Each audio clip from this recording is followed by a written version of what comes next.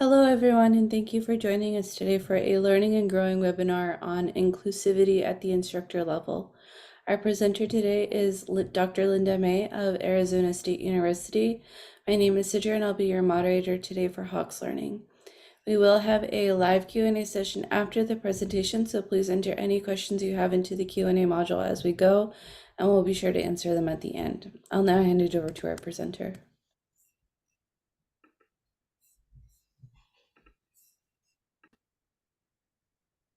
Okay, hello everyone. I would really like to thank Hawks Learning and Sidra here with us today for making this webinar possible. Inclusivity on the instructor level. So what we can do in our teaching, our service, and our mentorship to increase inclusivity in our classes. So what I'd really like to start out with here is inclusivity is now often used as an umbrella term. Its use in this talk implies all of DEIB dimensions, so it may be helpful to just quickly review them. So diversity refers to appreciating the range of human differences, and not just race, ethnicity, age, and gender, but also sexual orientation, social class, gender identity, physical, religious, and political differences, etc., right?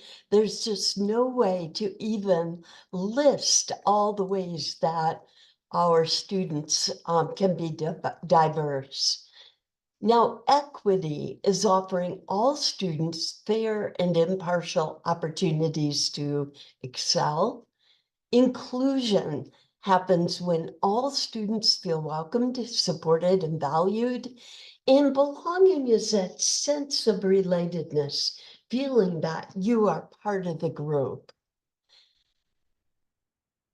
Note the difference here between equality and equity and why our goal here is equity. So equality does not take into account that students from underrepresented groups have different starting points and obstacles along the way. We structure our classes to be a clear, fairly straight line goal for our traditional students. So this is represented by the green circle, and you'll see that a line is pretty much straight to the goal, okay? Now, if you look at the blue circles, these are where students from underrepresented groups are starting, okay? And they have very different starting points and oftentimes many more obstacles along the way.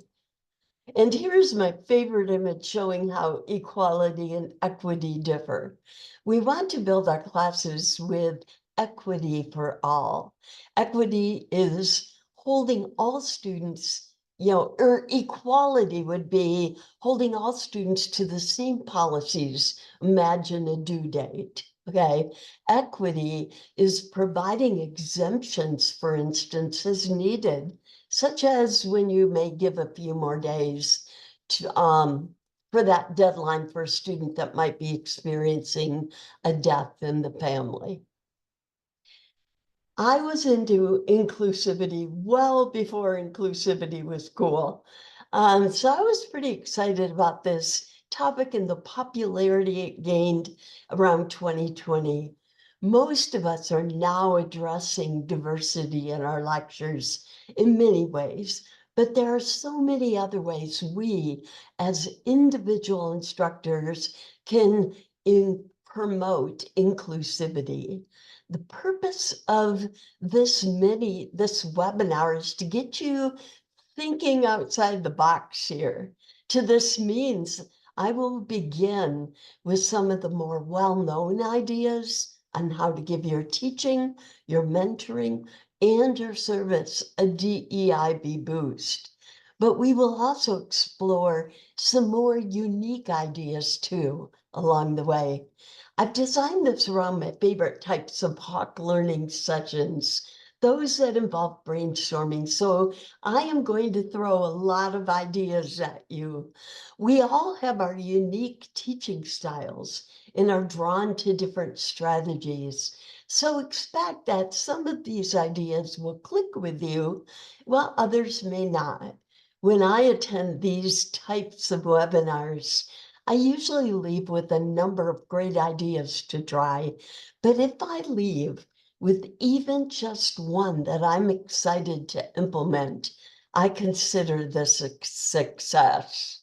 I also love the way that this kind of webinar design prompts me to think both inside and outside the box. So I'm going to delve right in here with the very first idea. Our first idea is the most common, well-known, probably inclusivity step for individual instructors, and that is to include a syllabus statement in your syllabus.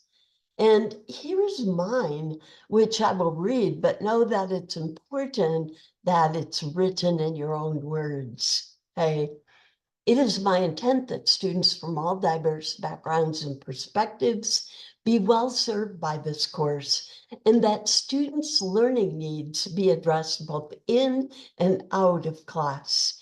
I appreciate the diversity in perspectives that students bring to this class in gender, identity, age, family structure, disability, sexuality, socio-economic status, ethnicity, race, nationality, religion, culture. I appreciate these perspectives as a resource, a strength, and benefit. So please let me know of how let me know your ideas of how we can better serve your group. All right. So a statement like this is so important because it sends a message to these students right off the bat, right from the beginning, right? That that they're going to have a safe space, which really brings me to uh, these next couple of ideas. Okay. I cannot stress how strong of a message it sends to our students when we simply give our preferred pronouns. Even, as is often the case, yours is just the vanilla he or she. It is still a strong acknowledgement that you respect that others may be different. So this strong inclusivity sign can be you're offering your preferred pronouns on your syllabus, on your email signature, and probably most importantly of all, on your Zoom profile, so that they appear with your name in your Zoom box during office hours and any Zoom lectures that you may do. You can add a door sign to your office door. And again, this is one that I designed for my office door way back, oh, I think it was like 2000, but you will likely want to design your own. Do note that if you are naming particular groups like this one does, it is important to always include others or etc. Because again, there's no way we can identify all possible underrepresented groups. Students who have been bullied by other students, and sometimes even teachers, okay, because of the difference that they exhibit, especially feel relief when they see this safe zone sign.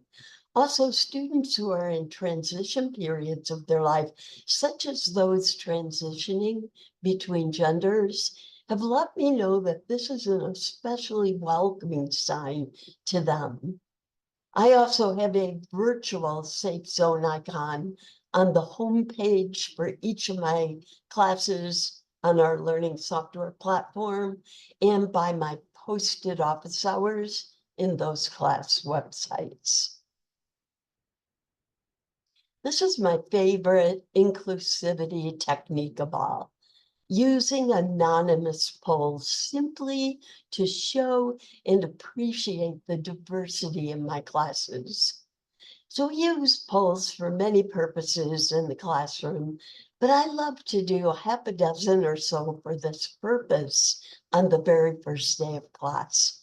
Regardless of the results, I and my students find them super interesting. And with classes my size, usually we have a lot of diversity that we discover. So again, always include another statement option when you're doing these kinds of polls. In Zoom, by the way, anonymous polling is built in. In in-person classes, iClicker or another polling tool is required for anonymous polling. My favorite first day of class polls are the three big ones: race, gender identity, and age. But I also include whether they work a job, if so, how many hours, and the percent of tuition they pay themselves. Well, most of the students at my university don't work a job and don't pay their own tuition. There are always some that do, and it really helps these students to know they are not alone. Okay, others have done this before them and after them and have succeeded. Okay, what better way to demonstrate that for them than showing them they have company in their own class? I like to insert another poll each class period after that, often related to the lecture topic that day, but again, targeting diversity. So for instance, for developmental psych, I'll include this like family structure poll. And for disorders, for instance, I will poll if they've ever experienced a disorder directly or secondhand through someone close. And again, my polls are always anonymous. For a long time now, we have added prominent women and researchers of different races and ethnicities into the history of our disciplines and acknowledge the roadblocks in class. Still, the overall history is heavy in old white men. I address this elephant in the room in a tongue-in-cheek manner by titling my history of psychology lecture as Old White Guys in Psychology. Offering office hours outside of class can really benefit students who are too shy to ask questions or discuss material in class.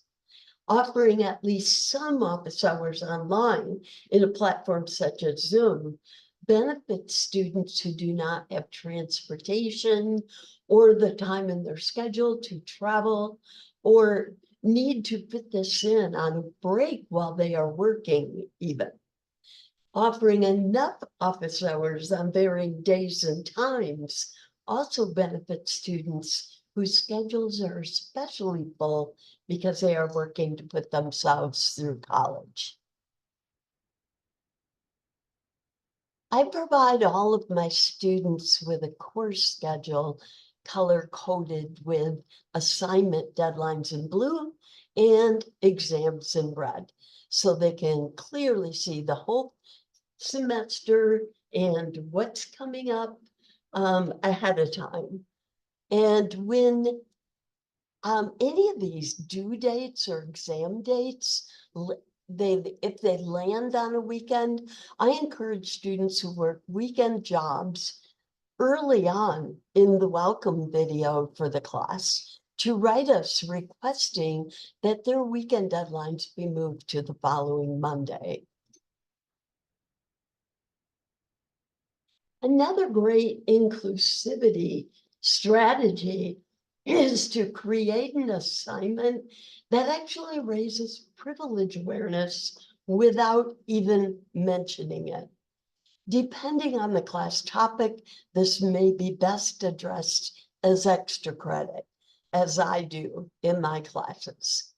I like to have students choose from two minority groups: wheelchair bound or homeless.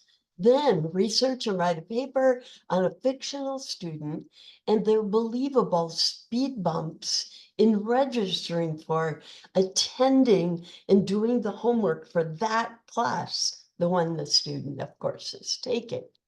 And this, of course, this can be done with any class. I also ask them to generalize their thinking at the end by just giving a quick bullet point list of 5 other credible obstacles for another minority group of their choosing. We can also boost inclusivity in our service by being the mouse in the room in committee meetings and then squeaking up, excuse my pun, squeaking up or speaking up when needed. Bring up DEIB concerns either directly or indirectly when they are relevant. I've been a member of our scholarship committee for a number of years now. And this is still my favorite example.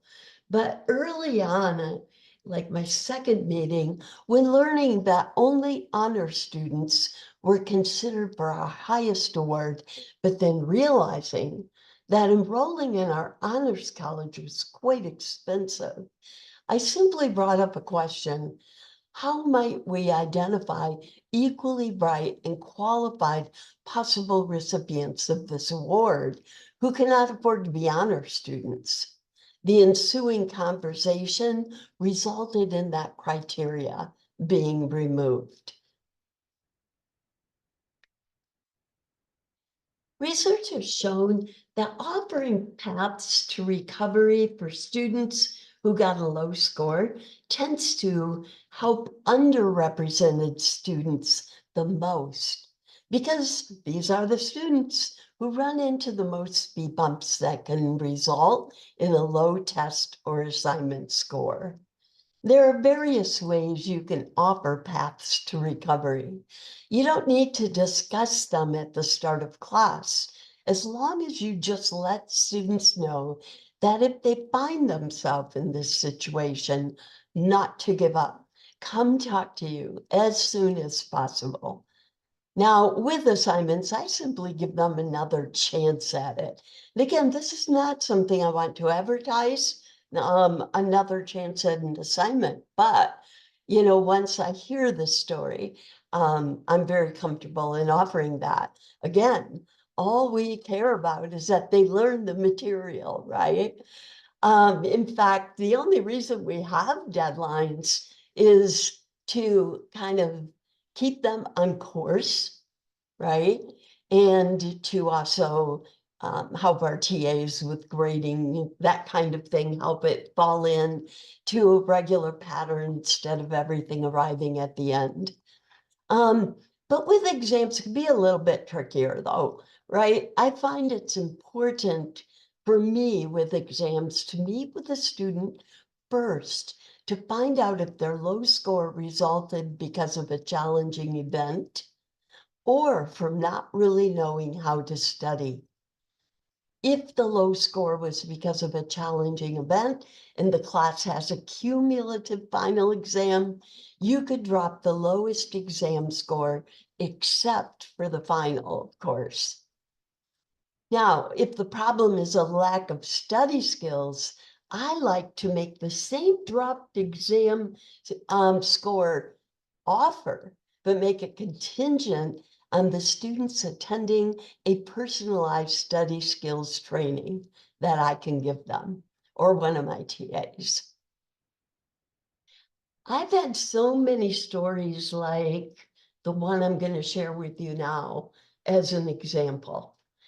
A Native American student on scholarship failed her first exam in my intro class. So this is her very first semester in college. She was in tears in my office because it wasn't just my class that she was having difficulty with. Hey, and she was, imagine the pressure that she was under because her tribe had chosen her for the one scholarship, and she felt like she was going to fail. not just herself and her family, but her entire tribe. Imagine that kind of pressure. So we went over her study notes and we found where she was going wrong. She was taking good notes, but not actively studying by testing herself then with instant feedback. She learned a great method for doing this. And after her next test, she was in my office again in tears, but these were happy tears. And she had discovered that she really was smart. Hey, something she had been led to believe all the way through high school. And of course, she was now doubting she had really become to doubt. These study skills did not just benefit her in my class, but all of hers during her educational journey. Hey, but I digress. Where were we here? We had left off with a couple of options if your class has a cumulative final, okay? Having a policy of dropping the lowest exam or making it contingent on attending a study skills session.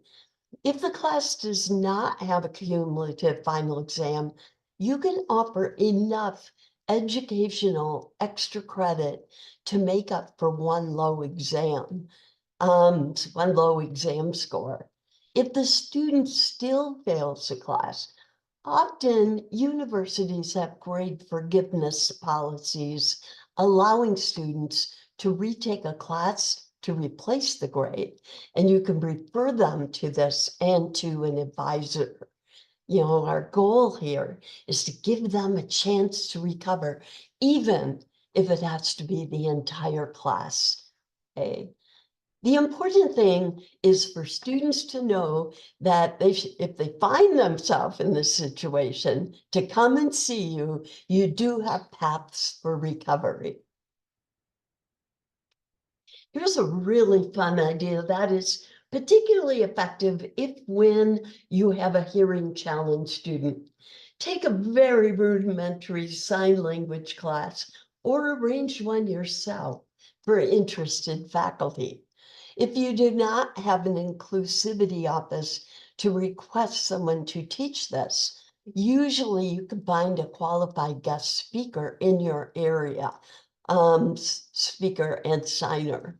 One thing that you'll want to specify in your request, though, that this not be the typical alphabet introduction that they do, which is useless if you do not go on to use it regularly. Instead, ask them to teach a few simple phrases that you can use as a teacher with your hearing challenge students. Learning just welcome to my class, to sign while you say it to the class on your first day, is a prominent welcome sign for any hearing challenge student who is attending that you may not be aware of. Furthermore, when I do know I have one or more, okay, an interpreter, for instance, has been assigned to my class and is sitting in front of the student in the front row in the chair facing them, I can follow that up, turning and targeting the student alone by just signing, not saying, I cannot sign, but we can write, okay? It's amazing how much difference it makes when you include a quick special message for them. This especially stands out to them because they have grown accustomed to feeling excluded. And the beauty of this is the worse you are at signing, the better you connect with the students. I am the opposite of fluent, and they can still tell what I am trying to say, but my clumsiness always makes them smile, helps to break the ice. And they are so very appreciative that someone is actually trying. They're so much more likely to come to my office hours or stay after class to communicate through writing after this kind of a quick, public, and private introductory message. When we think about having a diverse staff, One of our goals is to provide role models to a range of students, right? But a less talked about advantage is for all of our students to have their horizons broadened in this way. One of the most exciting gifts I've been given is an introduction to diversity in my graduate school years through my very diverse classmates. What I learned from these fellow students has really enriched my life in so many ways. My friendships, my entertainment, with a whole new appreciation of international and independent film, even my relationship with food through my love of so many ethnic foods. My goal is to impart this gift to my undergrads in their contact and interactions with my rather large staff of undergraduate volunteer assistants. So you may only have one TA or two TAs, you may have a lot. I have 1,200 students per semester, work at the largest enrollment university in the US. And once I learned, remember that our honors college requires that hefty fee for enrollment.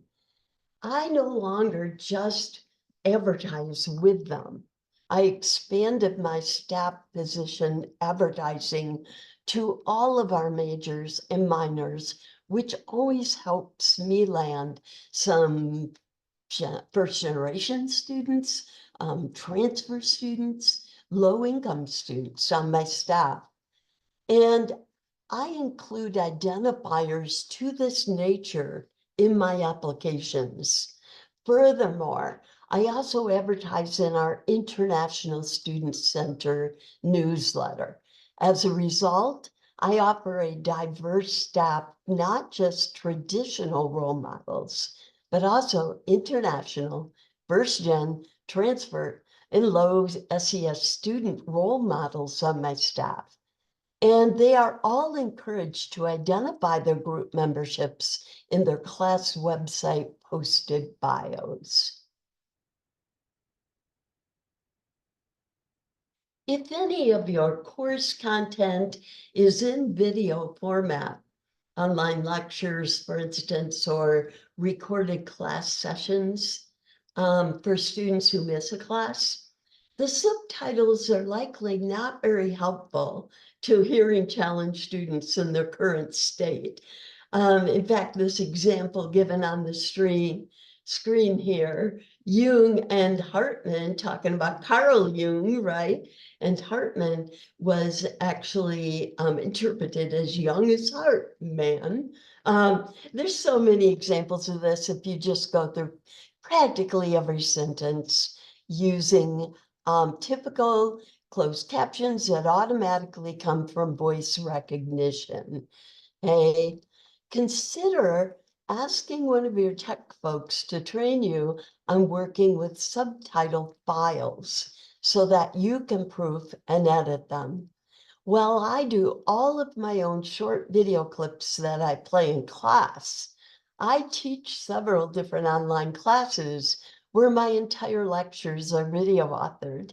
So I regularly select, train, and supervise a team of highly achieving undergrads to proof and edit these subtitles. I call these students my inclusivity assistants. So our students with hearing difficulties benefit highly. It also helps all students when they happen to be in an environment where they cannot play the audio. And to top it off, my team members gain valuable inclusivity volunteer experience on their CVs and their resumes. Another way to increase inclusivity is to have group work in classes and reassign group members often. So in other words, you really want to get them interacting together, working together, communicating together, right? My group breakouts happen more than once in each class. and they involve challenges. So I don't mean each class I teach, but each class session, more than one. They involve challenges from the readings that they were assigned for that class in preparation. And I stress to my students that the more brains, the better, so that they truly appreciate each other. They are truly challenged too, because these are time challenges. They are really challenging timed challenges. Now, in social psychology, we call the kind of tests I use additive tests. And this is kind of important because these are the kind of tests where the more brains that are working on a challenge, the better for group performance. No student can harm the outcome, but different students do tend to best recall different parts of the reading. So the more brains, the better. And no one can bring down the group's performance. They can only add to it. Think of how different conjunctive tasks are, where the group is only as strong as the weakest link. And that can work to alienate some students. And oftentimes these end up being students from underrepresented groups. So if you're using group work to get students interacting and communicating, it's just important that you make sure that you're using additive tasks. Note that I also said I reassigned the group members throughout this semester so that students communicate and interact with more of their fellow students. If you are at a four-year institute, or if you are a university professor, you might consider proposing an honors lecture for community colleges and other transfer institutions in your area, offering that as community outreach service to your institution. This really helps me to attract transfer students to my university. So many colleges now have honors programs, and they select their presenters on a juried basis. So you would propose just like you would to give a conference talk. These lectures are generally held in the evening at community colleges, and students need to attend a certain number of them to graduate from the community colleges in my area with honors. Those that don't have honors programs still are often interested in having guest lectures, and especially from institutions that their students often transfer to. Besides taking questions on the lecture content throughout the lecture, I also always invite students to stay after these if they have any questions about my university or our psychology department, and I schedule extra time to stay for this. I get great attendance with all their honor students and many who stay after with questions about my institution, both those who were already considering ASU as their transfer institution and those who were not considering this before attending.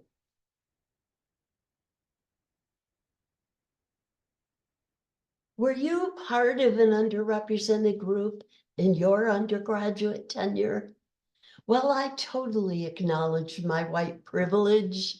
I did experience my undergraduate and graduate years from a few marked minority perspectives. I was low income, I was a transfer student, and a first generation student. I know the glass ceilings associated with these groups in a way you can only with firsthand knowledge. So while I offer mentoring to all my students on study skills, career exploration in our field and our grad program preparation, I also offer specialty been there mentoring to my low income first gen and transfer students through my classes. Additionally, I have registered with these specific specialties noted on my university's mentorship network. Many learning institutions have specialized mentor networks, and if yours does not, you could start one. If your institution does not have this, all you really need to do to advertise and attract students from a certain group or groups is a real or virtual bulletin board. And even if you are not from an underrepresented group, okay, you can still contribute in this way.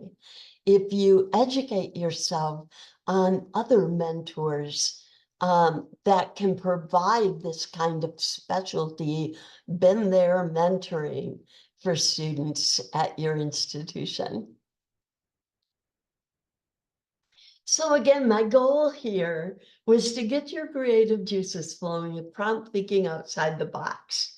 Oh, we've talked about, wow, a syllabus statement, preferred pronouns, real and virtual door signs, anonymous polls, dealing with a lack of diversity in the histories of academic fields, office hours that especially benefit underserved students, assignment deadlines that raise privilege awareness, identifying and voicing exclusivity concerns in service committee positions, paths to recovery, taking a rudimentary sign language class, boosting diversity through the advertising of your staff positions, editing lectures and other video closed captioning, additive group work, in proposing an honors lecture at a transfer institution and volunteering to be a been there mentor.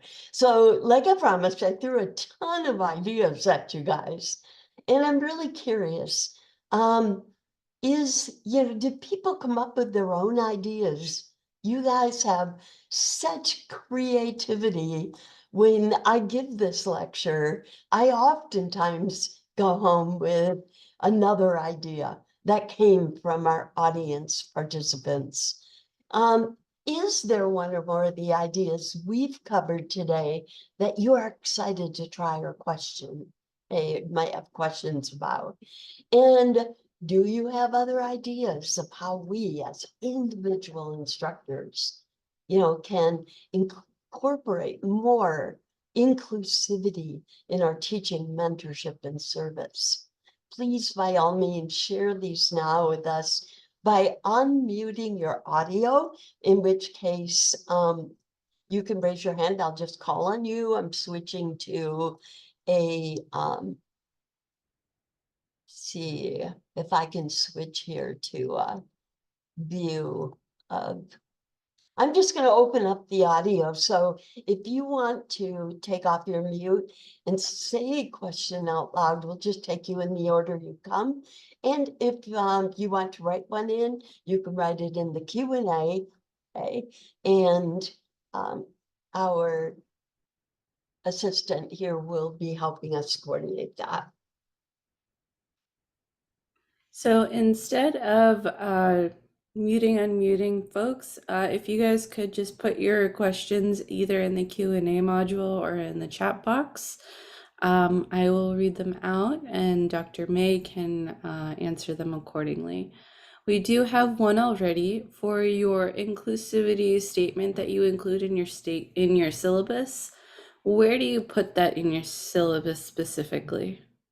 I like to have it in my required reading portion of my syllabus. So I do another webinar occasionally for Hawks Learning um, on making your syllabus stand out and making it more enticing. And, one of the, I think, best ideas, if your learning institution is like mine, they are constantly adding these things that you need to add policies to your syllabi, all of them, when they're only relevant to some students. So what I've done is I have at the second page mark at the bottom of the second page, I've got a line that says end of required learning, but do scan all further titles for sections that might be appropriate to you. And what I do with my inclusivity statement is I make sure it is before that in the required reading. Great question. Thank you. Could you share an example or a sample of an inclusivity statement that can be used in a syllabus? I'm going to put it back on the screen.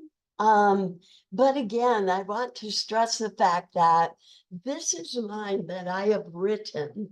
Okay. And my emphasis is really that last sentence, which in my syllabus is in italics, where I really want their ideas. It was actually from a hearing challenge student who saw this in my syllabus, hey, who came to me and made me aware of how bad the closed captioning was in my online lectures when it just comes from voice recognition. And it was another hearing challenge student, by the way, who saw this in the syllabus, and talked to me about the possibility of having that welcome statement to the class at the beginning, to speak it, but also at the same time to sign it. And like I said, that's one of my favorite inclusivity boosts that I do now. Both of them, in fact, are. And so this is super interesting to have and to make sure that students, get this by putting it, I feel, in the required reading part of my syllabus that they know they're actually going to be tested on in the syllabus quiz. Thank you. You had requested some ideas. Yes. One attendee suggested that anonymous polls, but also doing anonymous open-ended questions, and then also using a late token for all, so everyone gets an extra 24 hours to turn something in after the deadline, no questions asked. I love Um, that. Yep. And then another question we have is, what can you do about students that don't speak out and or reach out? Yeah, the students, I love Hawks Learning, and my very favorite type of webinar that they offer are these ones that come like brainstorming, where you get all these different ideas. Because like I said, certain ones resonate with certain instructors, and some of them do, and some of them don't. And um, I do another one that is called Office Hours Outside the Box. And there, in that one, I've got all these different ways of trying to entice students to actually come to my office hours. But I'm going to tell you a really, really simple one that anybody can do, which is simply making it clear under office hours in your syllabus that they can come just to talk. They can come just so that you can get to know them, or they can come just so they can get to know you.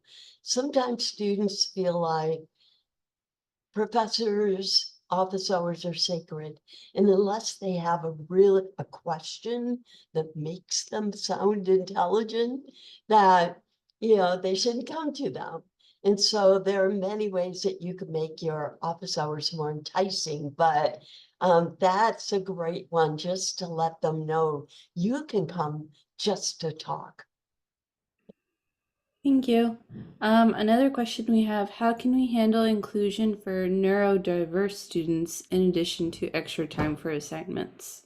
Oh, I love that. And I wish one of you who has expertise in this area might offer a webinar to Hawks Learning on this that I see advertised, because I will be on your list.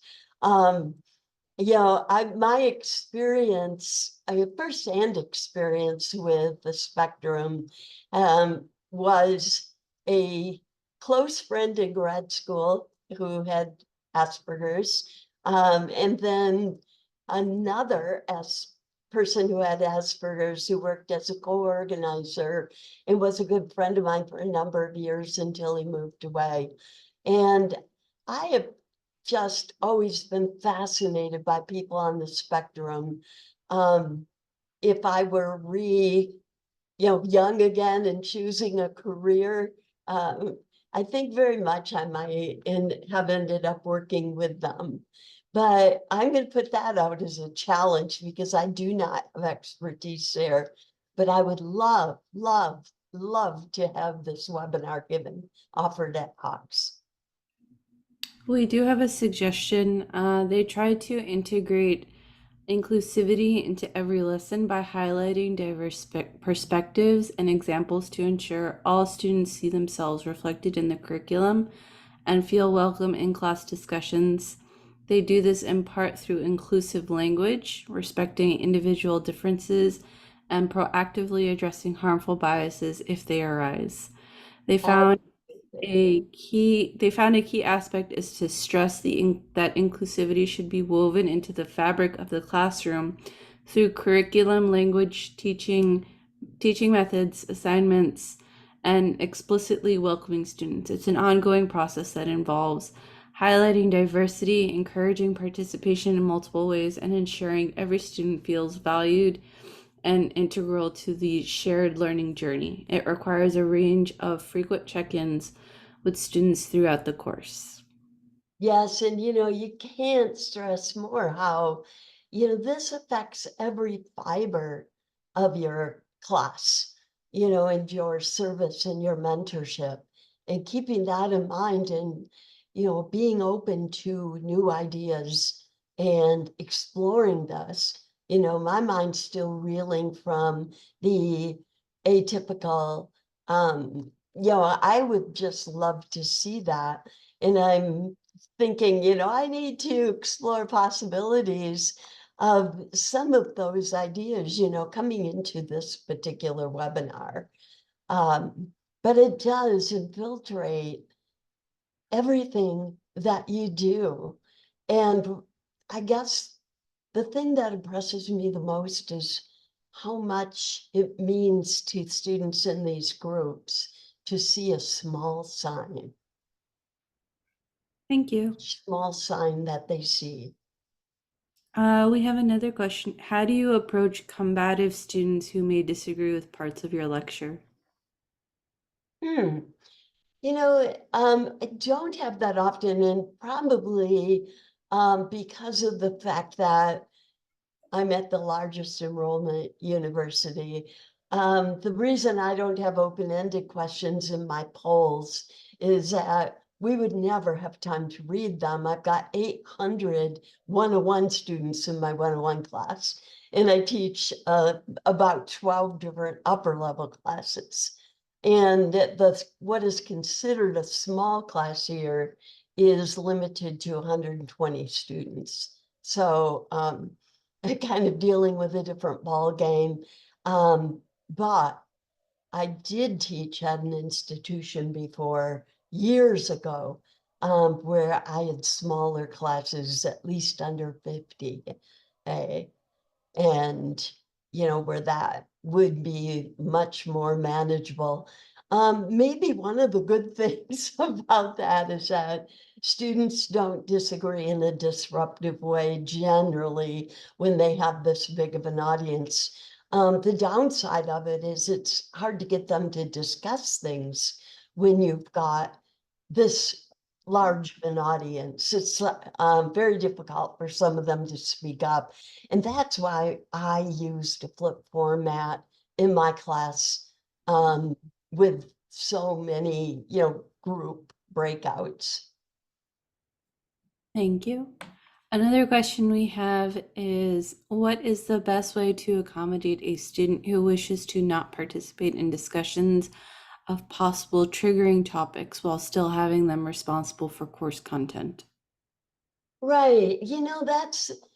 I feel like the group assignments with the additive tasks that we have, if we hit a sensitive topic and a student is not contributing anything to the group on that topic, but they normally do, that it would not be uncomfortable for them to just opt out of one. Because the group, has already learned the value of the students there. Now, sometimes we'll have a student who doesn't contribute anything to a group. Maybe they're not prepared because they couldn't prepare properly, or maybe they are not motivated to prepare properly and they're cruising through. And in that case, the groups usually have them figured out, right? But what I, I, I guess what is missing is the animosity. Again, because I use additive tests, these students aren't going to get beat up whether it was intentional or not intentional on their part. Thank you. Um, One other question.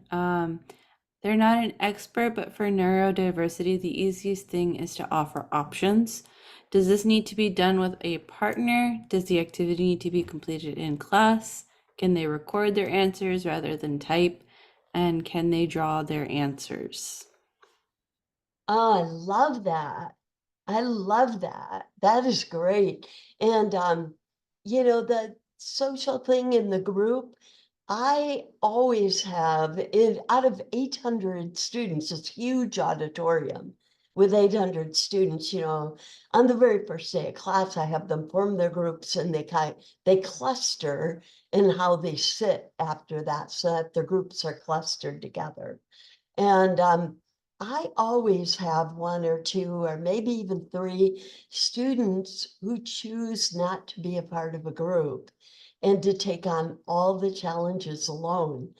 Um, I never challenge that. I want them to be comfortable again, just like the deadlines. I don't really care when they do something, when they learn it, as long as they learn it, right? And in this case, I don't care how they learn it, as long as they learn it. And when a student in an environment where the social norm is so strong, we're putting you in groups. If they're not going to do it, there's usually a pretty legitimate reason that they would be uncomfortable in a group, and that would be hinder their learning by far. So again, I do not challenge that. They can work individually if they prefer. And I think that, I just love this idea of a neurodiversity um, webinar, and how we can put tips to this effect, but that way is a great one to actually have me include in this particular webinar. Thank you. All right, that looks like all the time we have for questions today. Thank you, Linda, and thank you all for attending today. We will be emailing you a link to view the recording of this webinar once it's available. If you or any of your fellow instructors are interested in presenting for our Learning and Growing webinar series, please submit your proposals to the Learning and Growing website, which I've linked in the chat. These free webinars are brought to you by Hawks Learning, an innovative educational courseware company. To learn more about our mastery-based course materials and how Hawks can enhance learning outcomes for you and your students, please visit hawkslearning.com, and I hope everyone has a great rest of your day. Thank you so much. Thank you, Sidra. Goodbye, everybody. Thank you.